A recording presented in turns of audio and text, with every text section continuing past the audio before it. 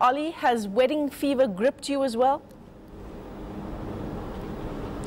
Wedding fever has certainly gripped the town of Windsor, and for many of the journalists that are descending on the town, I think it's a bit of a light relief, a happy story to cover for many of the reporters who are going to be here. And there are reporters here from all over the world. That applies to tourists as well. We have tens of thousands of people expected to descend on Windsor on Saturday for the event itself. Some people talking of in excess of 100,000 people going to be here in Windsor, and this is a small town, so that is a huge boost in the population for Windsor on Saturday. But even already today, there are up the hill behind me, on the outskirts of Windsor Castle, hundreds of people already camped out along the procession route outside the castle, and many of those people have travelled from very far-flung places around the globe, and many have been here for actually a few days already, sleeping out on the streets, braving the spring weather here in the UK. It's still pretty cold at night time here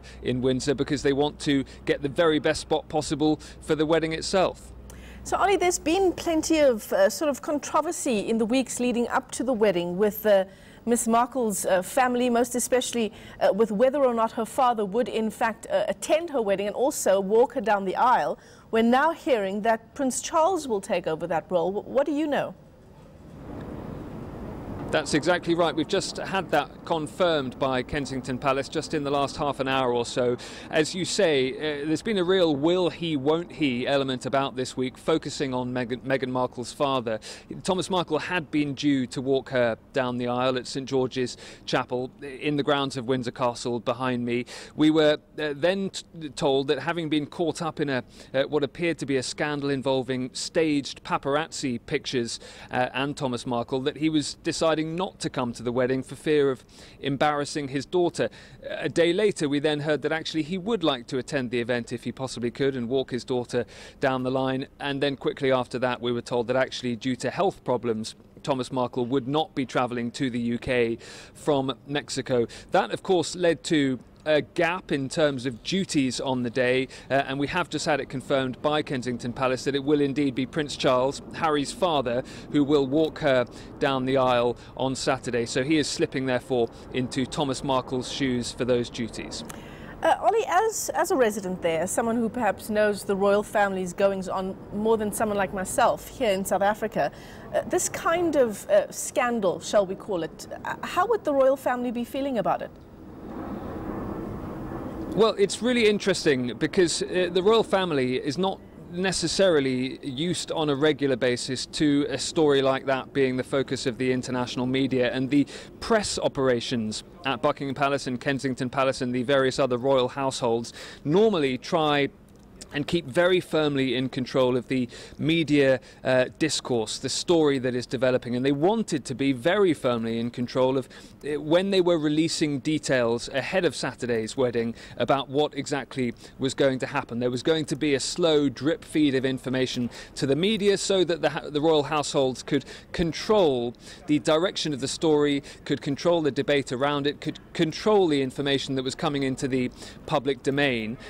That slipped out of their control in a real way over the course of the last few days, and it's been very clear that Kensington Palace has found it difficult to deal with that story. Clearly, on a personal level, for Meghan Markle and the wider family, Meghan Markle's wider family, this is also something they are not used to at all. Yes, Meghan Markle is an actress. She has spent a lot of time in the spotlight, but no, her family won't have been used to scrutiny on this scale from the world's media. And let's be clear about this, it's not just the British media. As I say, the world's media has descended on Windsor, and the world's media is trying to get to the bottom of various stories with regards to Thomas Markle and other members of Meghan's family. So there is a sense in which the press departments of the royal households here in the UK have slightly lost control of the narrative this week. They hope now, as they confirm that Prince Charles will walk Meghan down the aisle, confirm a few more details around the day,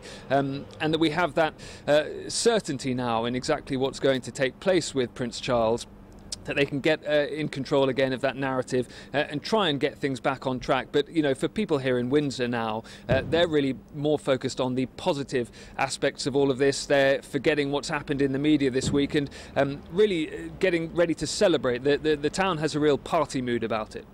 So, Olly, just take us through how things will unfold tomorrow, perhaps. When will we see her arrive at St. George's Chapel?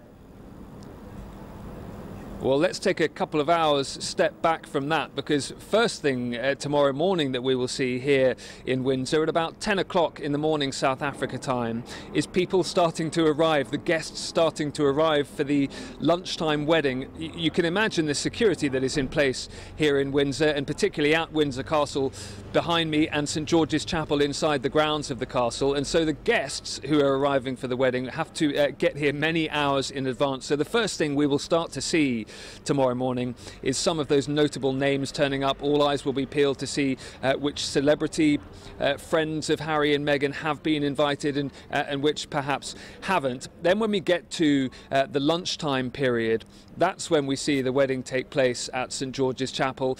We think the service itself will last between half an hour or an hour, and then after that Meghan and Harry will go on a procession around the town of Windsor. There will be tens of thousands of people lining the streets of this very small town trying to get a glimpse of Harry and Meghan. They will go through Windsor in a horse-drawn carriage. They will be very close to the crowds as they do so. We think that procession will last half an hour or so. They will then head back to the events that follow, and there will be a couple of events in the afternoon and evening to celebrate the wedding and certainly allow Harry and Meghan's friends to let their hair down a bit. A few details confirmed as to what exactly all of those events will involve. We have got some more details crucially about the cake though. It will be a lemon and elderflower affair which the baker who is making it says will be done in a non-traditional way, in a sort of installation. So plenty of eyes will be on the cake but also on those celebrity guests and exactly